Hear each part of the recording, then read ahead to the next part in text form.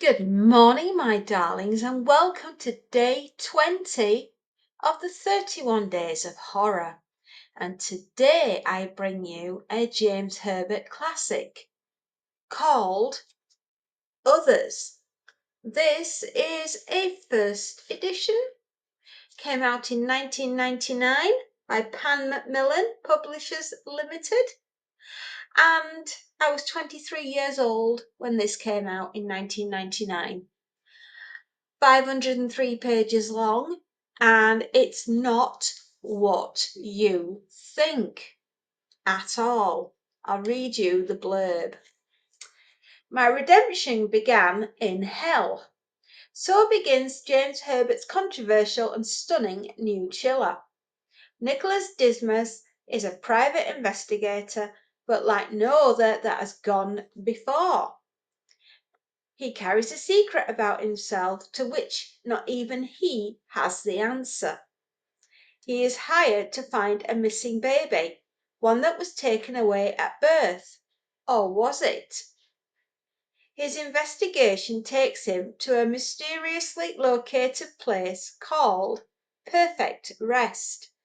It is supposed to be a nursing home for the elderly, but is it? Here Dismas will discover a dark secret of the others, and in an astonishing and spectacular finale, he will resolve the enigma of his own existence. As chilling, as memorable, and as timely as only James Herbert can be, Others will join the classics for which he is remembered with fear. Indeed, he is. This is not like any other book I've ever read that James has done. It is completely out there. Yes, it has horror and diabolical scenes in it. Of course it does. It's James' standard. That's what we've come to expect. But it's something else, and I've wrote a few notes for you. This novel will actually give you daymares. Hell is real. Heaven is real. Redemption is not for the faint of heart. No, it's not. Nicholas Dismas is a private investigator. He's hideously deformed. He's a hunchback, as well as other health issues. He has been hired to find a baby born 18 years ago to the then Shelley Teasdale, now Shelley Ripstone. Shelley's husband, Gerald Ripstone, died 5 months ago,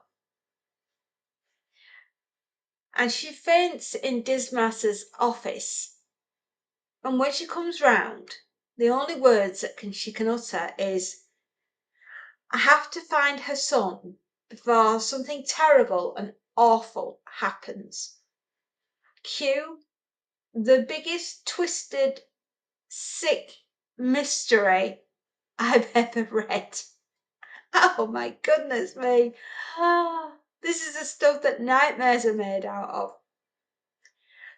Nicholas starts the investigation at Dartford General Hospital, only to find that it burned down 10 years prior, along with some hospital patients, doctors and nurses, and all the medical records went up in smoke as well. Now, when Shelley had had her baby, she was informed shortly afterwards that he died. So why on earth has Nicholas Dismas been brought in to try and find a dead baby? Or is he? Very strange. We meet up with a clairvoyant called Louise Broomfield, and she's hired by Shelley Ripstone to basically try and find the soul of a dead son. But perhaps he's not dead, which is even weirder. having been told that he was.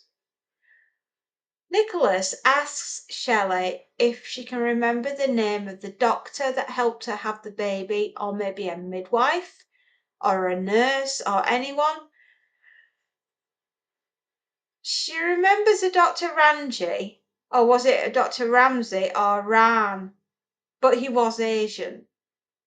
Well, that's something to go on, I guess.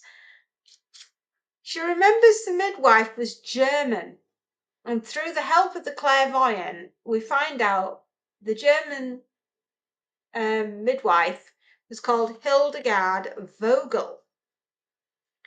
Now, she's still alive, is Hildegard, and Nicholas tracks her down to a nursing home called Perfect Rest. What an irony of a name. Oh my goodness me. It's not exactly peaceful or perfect or even restful. It's anything but. Goodness me. It's the front for the biggest cover-up of deformed beings I've ever known. Bizarre. Totally and utterly bizarre. There is a doctor there called Dr. Leonard Wisbeach. Now, this Perfect Rest is based in Windsor, but we start our journey looking for him in Brighton, which is where Nicholas Dismas lives. Yeah. We find the Dr. Leonard Wisbeach is a very diabolical, perverse, perverted monster of a doctor.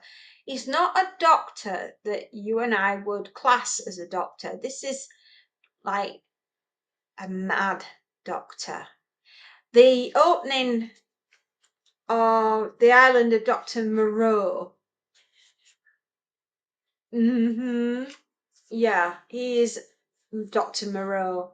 Yes. His is the house of pain. His is the hand that makes. His is the hand that wounds. His is the hand that heals. H.G. Wells, The Island of Dr. Moreau. Well, Dr. Wisbeach is definitely Dr. Moreau. But the weird things, how to describe him?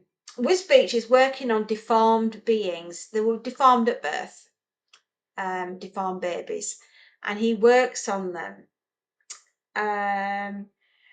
It was originally a covert government sanctioned research institution. Yeah, where they were buying and selling deformed children and beings. Oh, disgusting.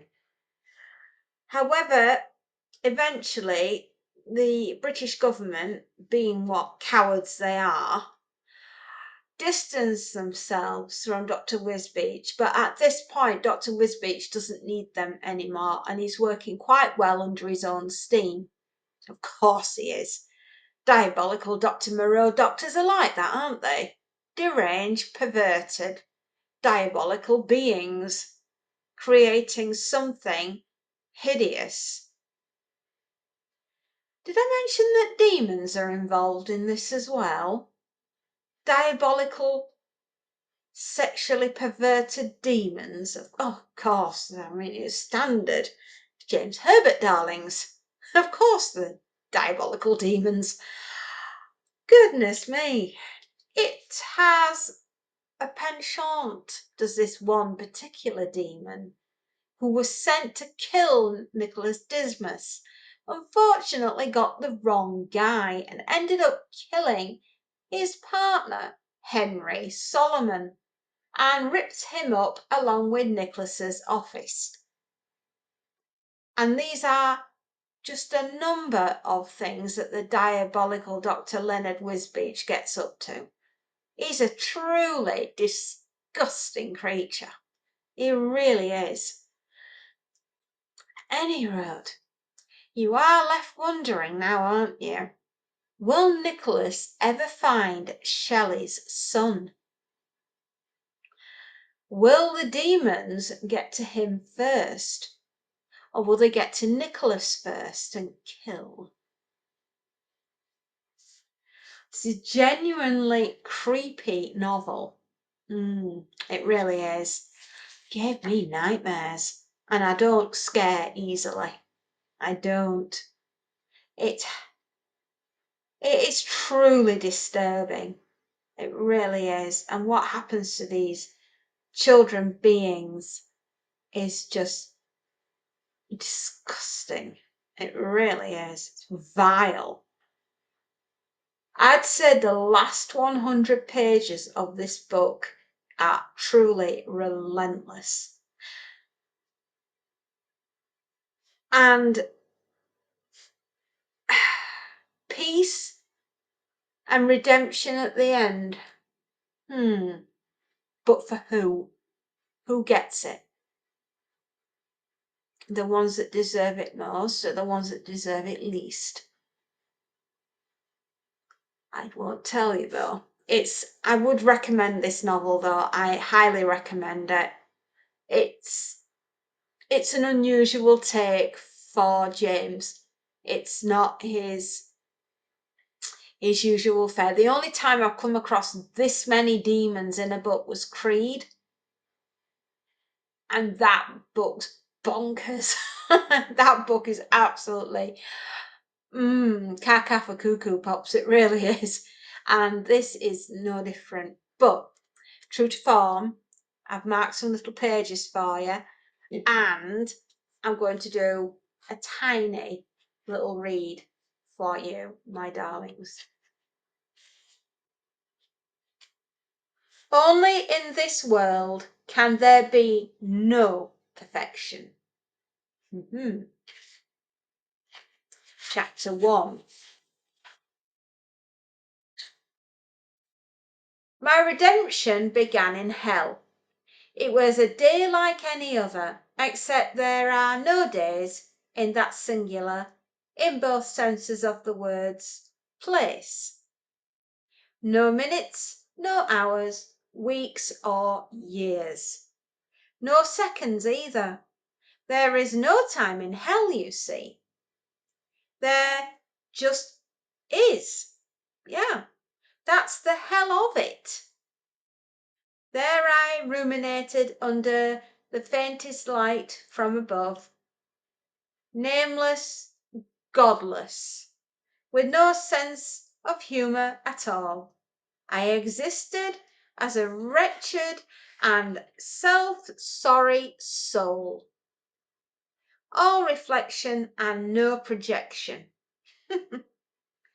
contemplating the base, wasted life I'd once lived. Regrets? Too many to mention, but occasion enough to remember them all. Credits? Not enough to dwell upon. No, the balance was tilted in the worst direction and at the most extreme angle.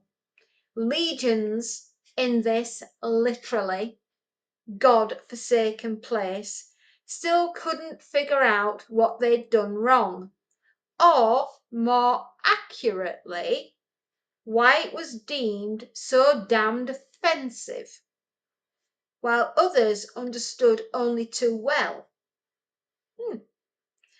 The former would come to know eventually, but in the meantime theirs was a different kind of torment. As I pondered my own inequities, a light suddenly brightened a corner of my dark cell. Two of them appeared, tall and seraphic, their radiance pushing back the shadows around me, guarding themselves against contamination from this murky realm I inhabited.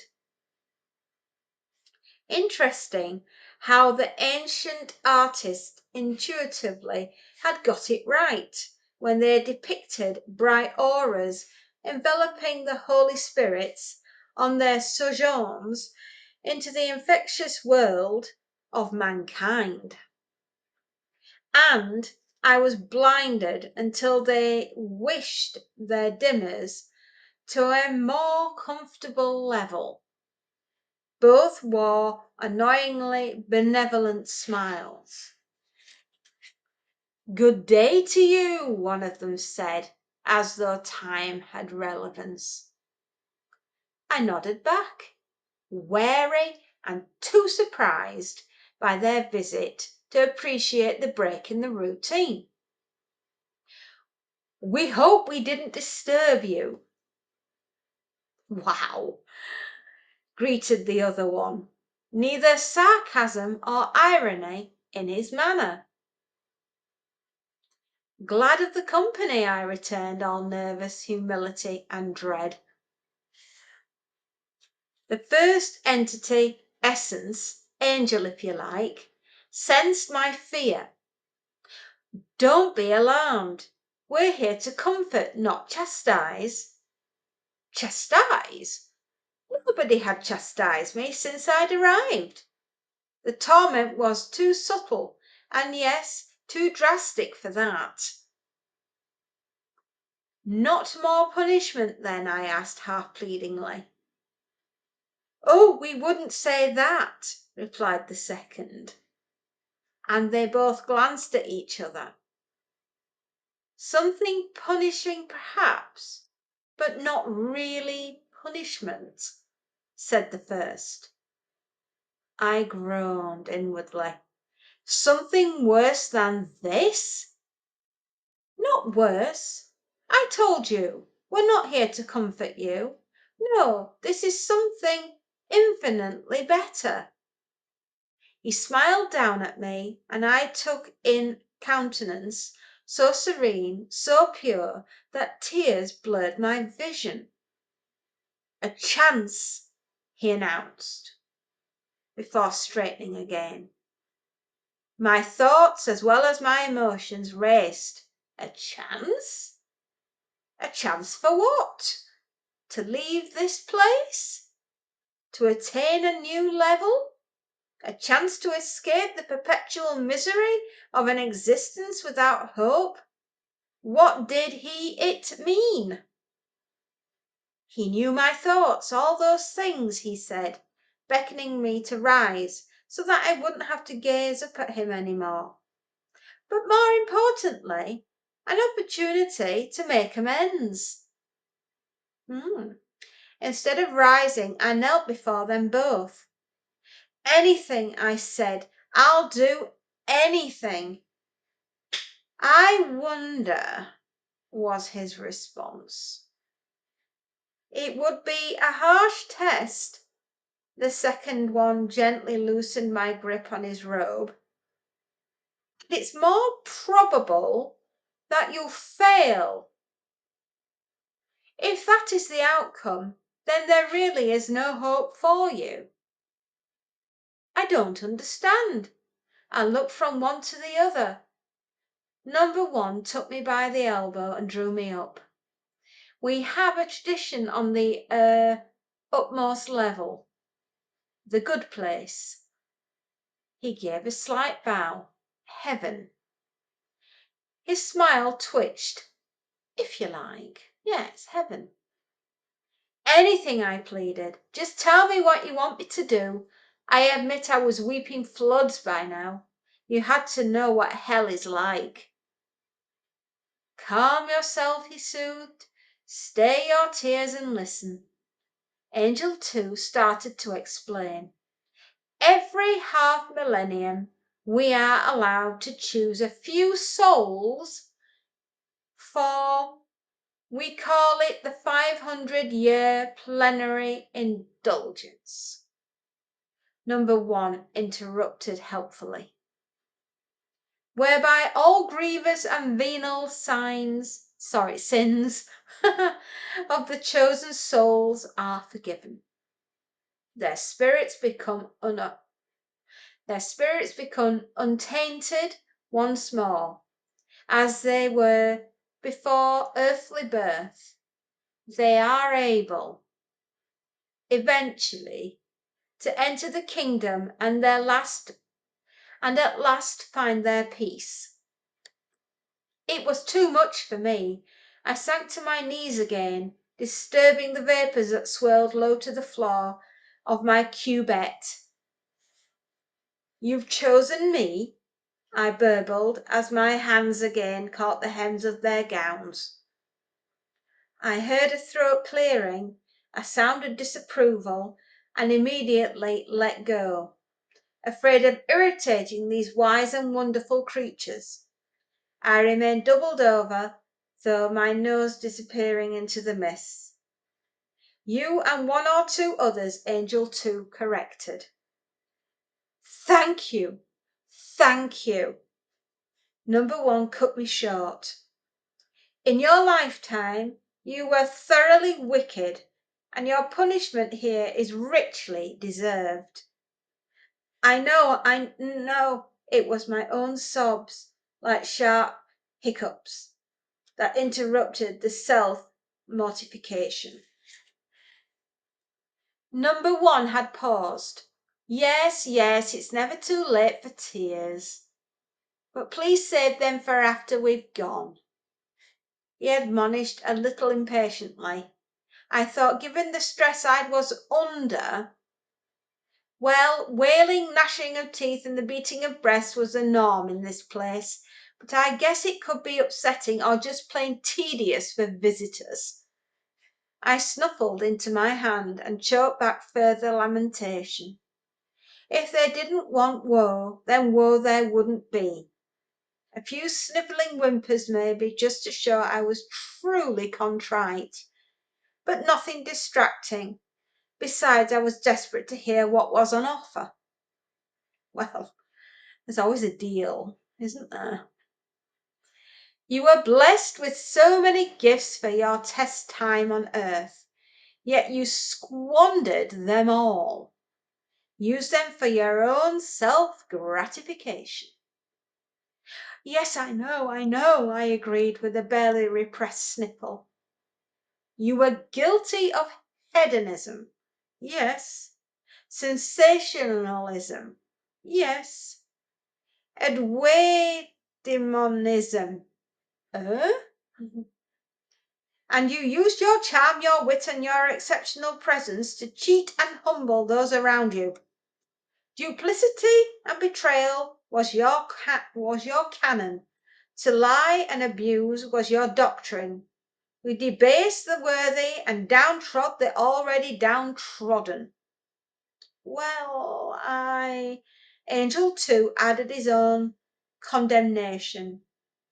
A libertine and a roo. Both a philanderer and a gigolo. Indeed, a rake of the lowest order. Number 2 didn't want to be outdone. You were a great star in a celluloid firmament, a moving star. A movie star, actually, I corrected. In a place they call Holywood. I felt it unwise to correct him again. No point in ruffling his feathers. Just an expression. They don't really have wings. They don't really have bodies or voices either. But let's not get pedantic. Women adored you. Men admired you. Until they got to know you, Number 2 added darkly. The people worship your debonair image. To them you were a devil-may-care sophisticate, whose bluff exterior secreted a caring and sensitive core. Or so they thought.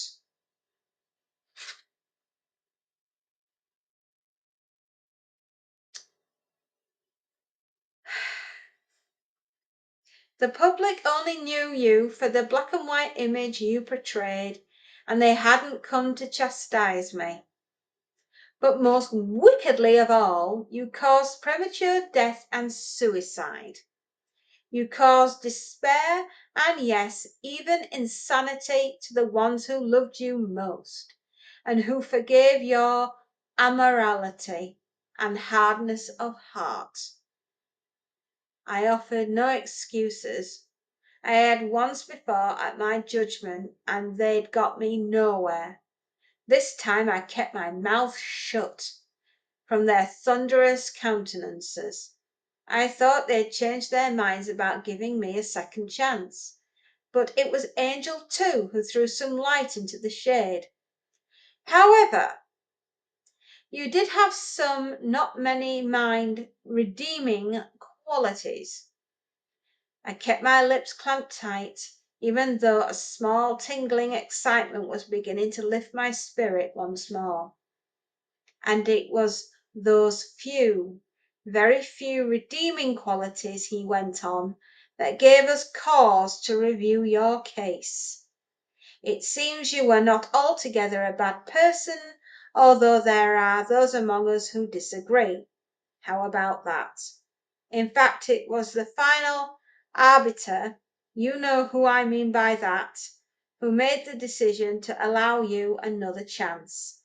You might just save your own soul if, and he made it sound like a big if, you are willing to take up the challenge. His raised hand halted further gibberings from me. True repentance is not so easy, you know. Hell isn't necessarily just here. It can be found in other places. And if you go back, my body snapped up so suddenly that you might have heard my spine crack. If I'd had a spine, if I'd had a body, you mean? They nodded as one, and there was an odd sadness to their demeanour. It's a most precious serious thing, number one said mournfully, and number two repeated just as mournfully, a most serious thing. For if you fail, you will be lost to us forever. You will never be allowed another opportunity to save your soul. Your damnation will truly be eternal. And even worse than this, his partner added. I gulped. Worse? Oh, much worse, infinitely worse. Perdurably worse. Angel, too, was shaking his head in pity. So think carefully before you agree to a new life, and the harsh reveal it will bring. I won't go back as myself. There has only been one resurrection, two if you count Lazarus, and eventually he had to give up his body again. Besides, you left your earthly vessel almost 50 in humankind terms years ago. You'd create quite a stir if you turned up in it once more. 50 years? It could have been 50,000 for all I knew. You'll find that your old world has changed considerably since you left it. And part of your atonement will be the loss of the privileges and gifts you once had. So we urge you to think carefully before you decide. It took me all of 2 timeless seconds to make up my mind that I'd chosen my words with more care than I'd made the decision. Let me make amends, I begged. Please give me the chance of a new judgment. The angels continued to regard me pityingly. There will be just conditions, number one said. Just tell me what I have to do. One of those conditions is that you won't know. But how can I? You will choose what is right, or perhaps you will choose what is wrong. It will be entirely up to you. And so saying, they left me, just wafted away, so that I stared into darkness and shadows once more, and I lowered my head and wailed. All this, of course, metaphorically speaking. And there, my darlings, I will leave it, because I don't want to spoil the rest of the book for you. I do truly hope you have enjoyed today's little presentation, and if you like what I do, you can always give me a thumbs up. And if you really like what I do, you can always give me a follow. And come back tomorrow for another devilishly ghoulish, scary tale as we edge ever closer to our goal of Halloween. So take care, my darlings, and happy readings and enjoy. And I will see you tomorrow. Bye bye.